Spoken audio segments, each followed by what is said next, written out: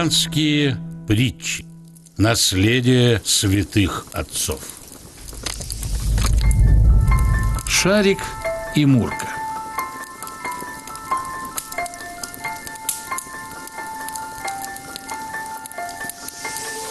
Задумала кошка Мурка Шарика из конуры выжить. И зачем, казалось ей это? Сама в большом доме живет, а Шарик в крошечной будке. Но все дело в том, что дом этот не ее, а конура Шарикова. И стала она хозяевам намурлыкивать, что, мол, Шарик совсем стар, да ленив стал, а еще добр не в меру, из-за чего чужие люди их двор проходным сделали. Кончилось все это тем, что выгнали Шарика из будки.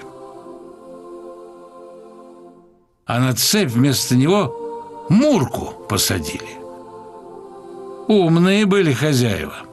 Поняли, что такая злая кошка лучше доброй собаки дома охранять будет. А Шарика, так уж и быть, все не пустили век доживать.